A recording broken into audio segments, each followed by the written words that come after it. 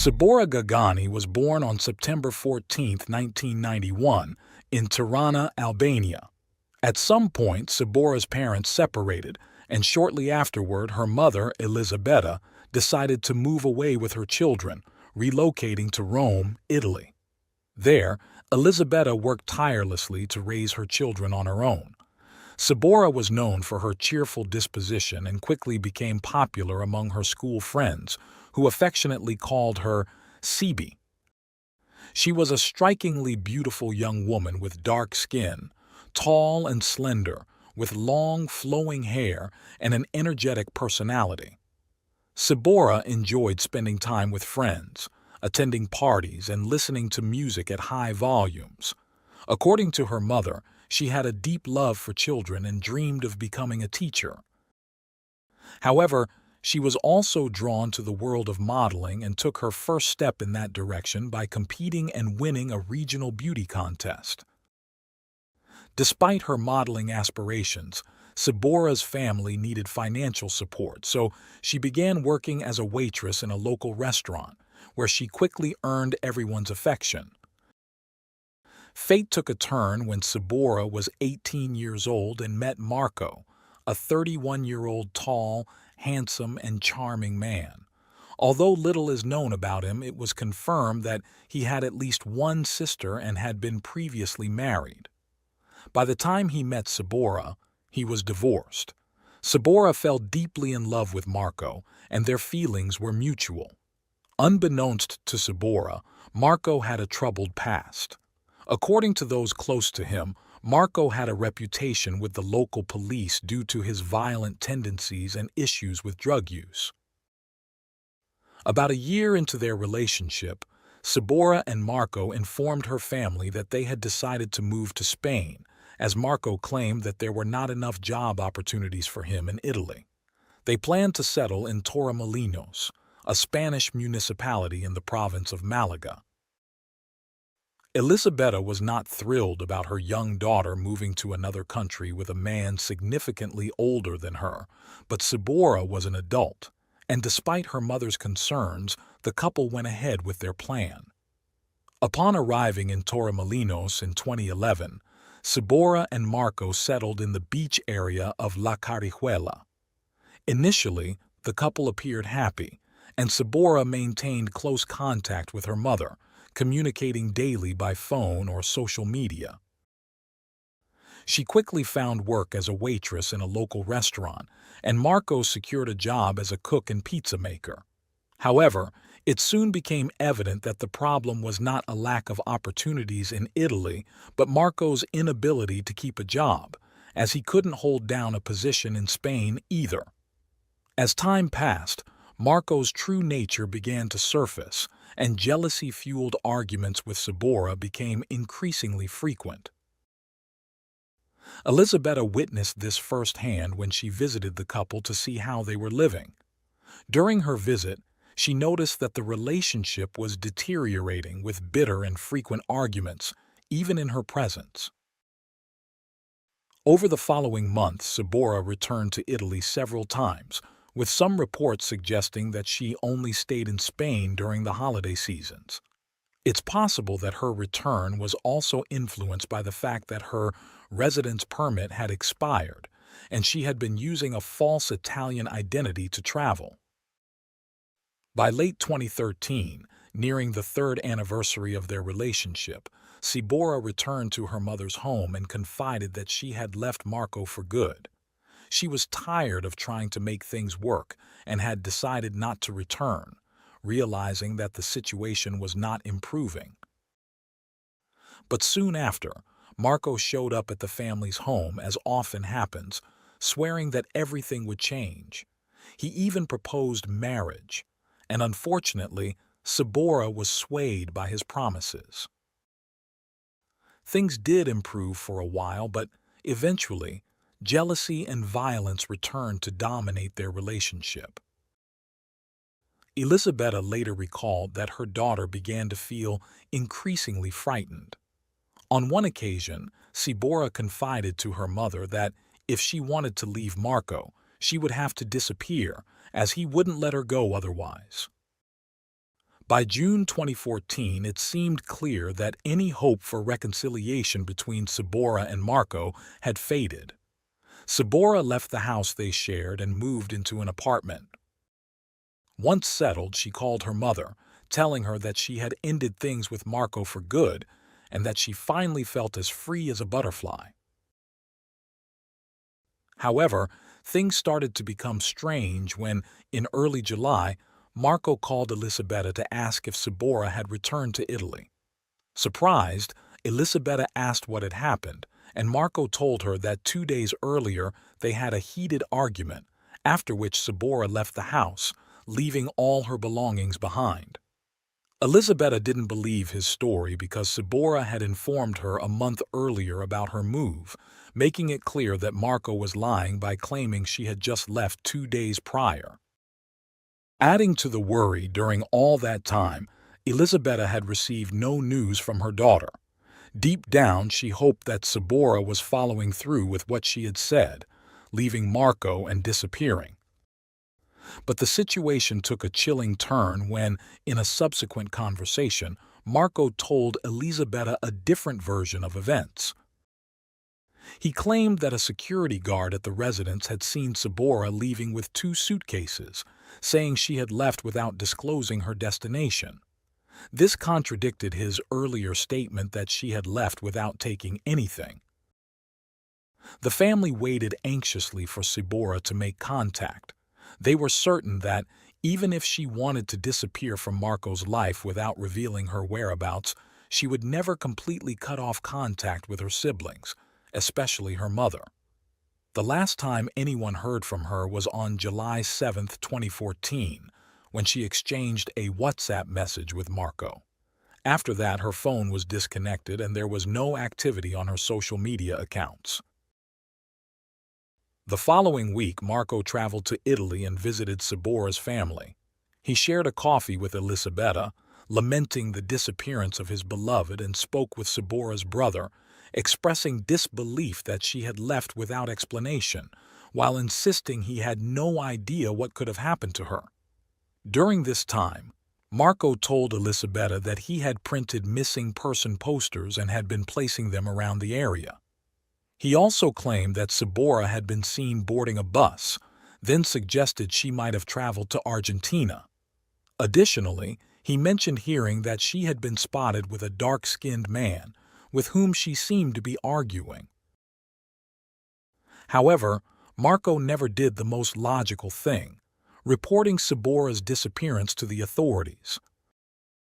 That responsibility fell to Elisabetta, who not only reported her daughter missing, but also suggested that Marco might be involved.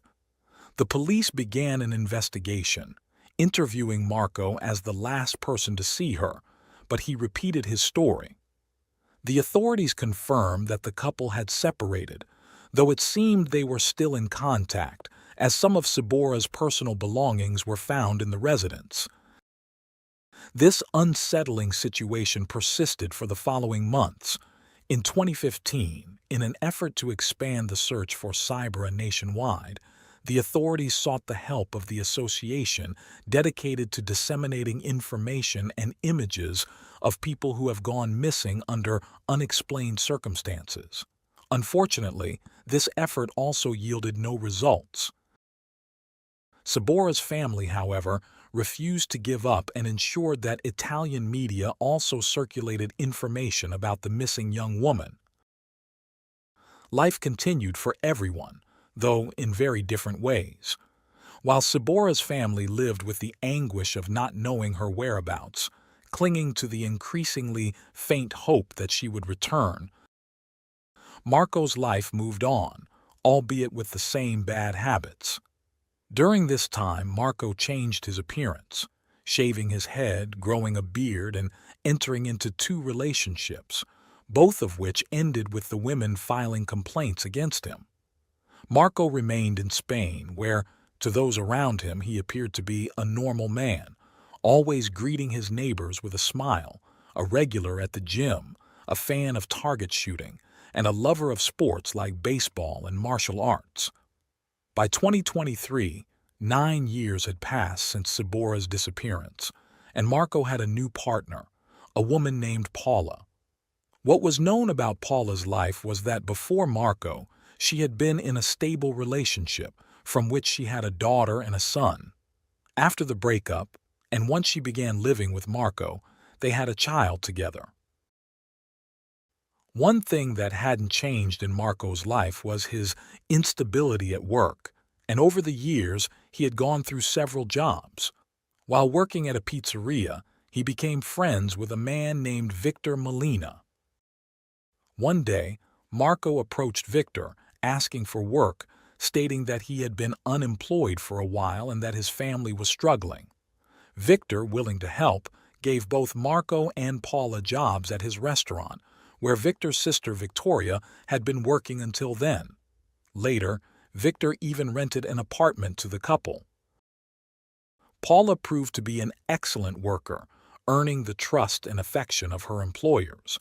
However, the same couldn't be said for Marco, with whom Victor had several problems. The last straw came when Victoria arrived at the restaurant one day to find the employee bathroom door completely destroyed. Paula, deeply embarrassed, admitted that Marco had broken the door, accusing her of hiding there to have intimate relations with co-workers. This incident led Victor to transfer Marco to work under his direct supervision at another place. During her time at the restaurant, Paula had earned not only trust as an employee, but also personal affection. Victoria, in particular, knew that the relationship between Marco and Paula was not just troubled, but virtually non-existent. Paula confided that Marco had physically assaulted her. Her employers urged her to report him to the authorities, knowing that with his record, he would likely end up in jail. However, Paula downplayed the incident, claiming it was just 4 punches and a kick. To her employers, this explanation was shocking, but there was an underlying reason why Paula continued living with Marco. She revealed that social services had taken her children away after finding drugs in their home that belonged to Marco. Paula confessed that she wanted to leave Marco, with whom she said she no longer had a romantic relationship, but she lacked the means to do so and needed to maintain the appearance of a stable relationship to regain custody of her children. Since securing a steady job, Paula was closer to achieving that goal. She hoped to save enough money to rent her own place and separate from Marco.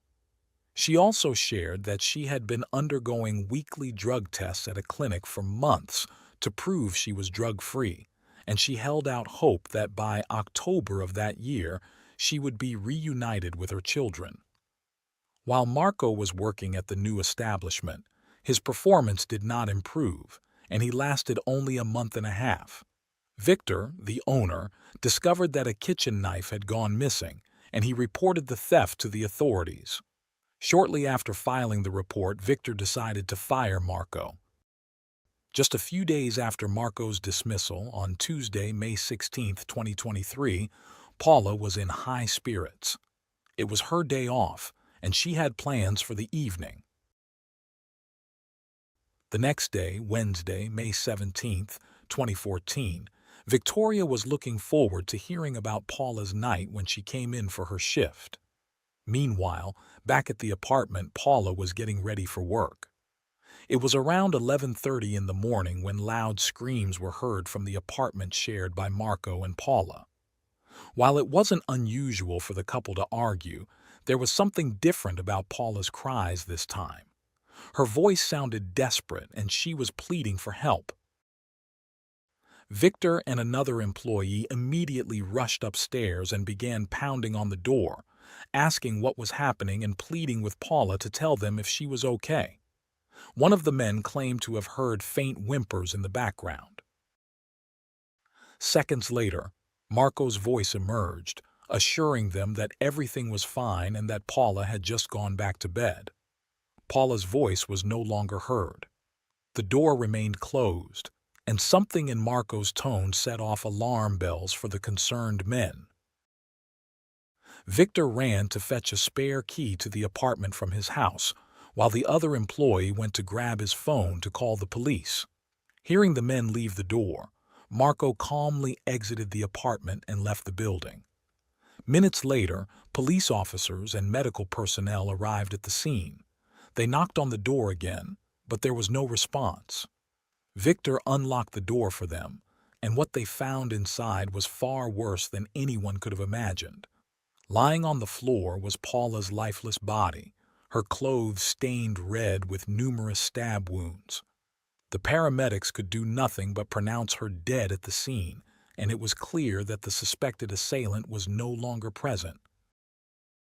Within minutes, the area was swarming with law enforcement, investigators, and medical personnel. Authorities immediately launched a manhunt for the suspect based on witness statements. The efforts paid off.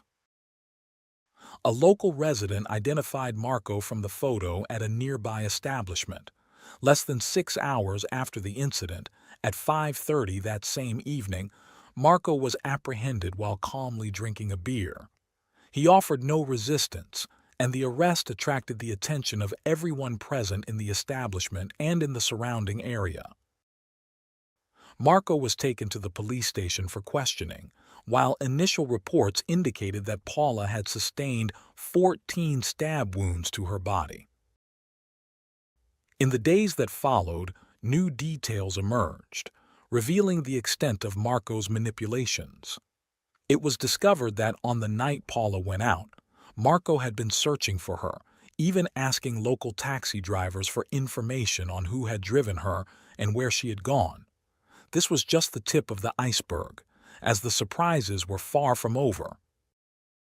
Upon learning of Marco's arrest for the murder of his then-girlfriend, the pain of Cibora's mother, Elisabetta, resurfaced. She once again voiced the plea that had been her cry for many years. Incredibly, Elisabetta's plea was answered almost immediately. As Marco was being escorted through the police station, he stopped in front of a bulletin board displaying images from ongoing investigations. Among them was the missing person poster for Cibora Gagani, whose case had remained open for 9 years. According to the officers, upon seeing the poster, Marco paused and dropped a bombshell. He claimed he wanted to cooperate because the memory of what he had done would haunt him forever. He confessed that he and Cibora had argued, and he had killed her and buried her in an apartment. And not only that, when the officers were still reeling from the shock, Marco offered to show them where he had hidden her body in the apartment they had lived in together. The authorities, cautious of his intentions, did not accept his offer immediately. Returning to the case at hand on Saturday, May 20th, Marco, 45, was formally presented in court. He exercised his right to remain silent and only responded to questions from his defense attorney, who requested a psychiatric and toxicological evaluation for her client in connection with Paula's murder. During this hearing, Marco said nothing about his earlier revelation regarding Cibora's case. The court ordered that Marco be held in provisional custody without bail while being investigated for the crime of murder within the context of gender violence, and that he undergo a drug addiction protocol the same day. It was also noted that the court had reopened the investigation into the disappearance of Cibora Gagani, which had occurred 9 years earlier. From that moment on, investigators set out to determine the truth of Marco's statements made at the police station. Over the next few days, a massive operation was launched. On Monday, May 22nd, officers visited the apartment where Marco and Cibora had once lived. At that time, the apartment was occupied by another couple who were fully cooperative with the authorities. In the following days, specialized teams meticulously searched every inch of the apartment located near the town hall and police station where Cibora's body was allegedly hidden. The search of the apartment began with a visual inspection, looking for any irregularities in the walls or floors, but nothing out of the ordinary was discovered. Subsequent inspections involved the use of densitometers and microcameras. Small holes were drilled throughout various parts of the apartment to insert cameras, and examined the interiors of the walls and floors. However, these efforts did not yield any positive results. According to the press, Marco continued to talk from prison, where he supposedly claimed that he had used acid to dispose of Sabora's remains. Meanwhile, investigators refused to give up, even after 3 fruitless searches of the apartment. During the 4th attempt, officers analyzed the building's floor plans and noticed that 2 identical apartments were located on the same floor. When they visited the twin apartment, they realized that there was a large space in the bedroom that did not match the layout of the apartment under investigation. With this clue, the specialists focused on a particular wall that appeared unaltered and was identical to the rest of the building, but, in reality, concealed a hollow space behind it. With the necessary authorization, on June 6th, the officers broke through the wall. Behind it, they found a large wooden crate filled with lime. As they began removing the lime, the first grim discoveries emerged. The first thing they found was a plastic bag containing a knife with dried blood. Next, they uncovered some objects that apparently belonged to the victim, followed by a bouquet of flowers placed on top of several plastic bags. Inside the bags, they found a camping sleeping bag, and within it, the remains of a woman. Following the gruesome discovery, the body was transported for an autopsy to confirm the cause of death and to establish whether the remains were indeed those of Sabora. Meanwhile, in Italy, Sabora's family was on edge after a friend informed them of Marco's arrest for Paula's murder and the search for Sabora's body. Elisabetta said that the news of her daughter's death at Marco's hands hit her like a bucket of cold water. She revealed that the only joy she had experienced during those years of uncertainty was becoming a grandmother, thanks to her son. She also shared that Sabora's father had passed away due to illness, without ever knowing what had happened to his daughter.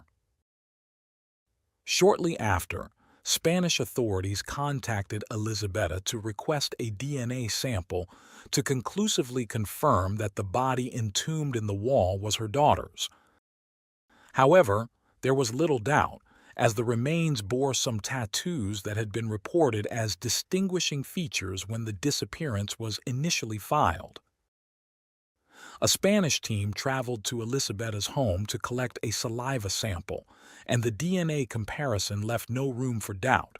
The body was indeed that of Sabora Gagani, who had gone missing at 22 and would have been 31 at the time of discovery. After the autopsy, it was revealed that despite the condition of the remains, the cause of death had been multiple stab wounds. More than 5 months after Sabora's remains were found in the wall of the apartment she had shared with the man who would become her executioner, her family announced that she would be coming home. Finally, Sabora's family and friends were able to bid her a final farewell in a funeral service. At the end of the service, friends of the young woman released balloons into the sky with messages written for someone who had once been a cheerful, good friend who only dreamed of becoming a model and finding happiness. After enduring the hardest moment a family can face, all efforts were now focused on ensuring that justice was served and that the person responsible for Sabora's untimely death would be punished to the fullest extent of the law. On Tuesday, January 30th, 2024, Marco was testifying before the court in a hearing requested by his defense attorney. However, instead of speaking, he handed over a 17-page handwritten letter in which he admitted responsibility for Paula's death, but with notable caveats. In the letter, Marco claimed that he and Paula had a tumultuous relationship fueled by large amounts of alcohol and cocaine, which they both consumed. He confessed to taking Paula's life but alleged that she had been agitated because he owed her 50 euros and she had discovered his infidelity. Marco claimed that his only fault was defending himself too forcefully, though he did not explain how the woman's wounds ended up on her back if the attack was in self-defense. Despite his partial confession, Marco remained silent about Saboura's case, stating only that he had wrapped her body in bags, placed it in a wooden box, covered it with flowers, filled the box with lime, and built a false wall to conceal everything. However, he denied being responsible for her death, though he admitted that what he had done was disgusting. Amidst all his lies, Marco claimed that since his arrest, he had experienced a profound spiritual awakening and was now deeply remorseful. Marco claimed that members of the Albanian mafia were responsible for the death of Saboura. According to his twisted story, these dangerous men had loaned him 25,000 euros to start a business, specifically a brothel. However, Marco claimed that some Colombians had stolen the money after a night of partying, leaving him without the funds to start the business and unable to repay the loan. One day, the Albanian mobsters showed up at his home to collect the debt. There were 4 armed men. One pointed a gun at Marco while the other 3 confronted Saboura. Marco claimed that during the heated exchange, one of the mobsters attacked and killed Saboura. He added that the mobsters took 9,000 euros he had stashed in the house from his small-scale drug deals and told him that the rest of the debt would be forgiven if he disposed of Saboura's body. Given the circumstances, Marco agreed to their terms. He claimed he spent 2 days with Saboura's body in the apartment, unsure of what to do, before deciding to wall it up. As of the time of this writing, Marco's fate remains uncertain. The latest information we found was dated May 16, 2024, indicating that the court had decided to proceed with a jury trial for the case of Paula's death on charges of murder and domestic abuse. However, no estimated date has been found for the judicial process concerning Saboura Gagani's case.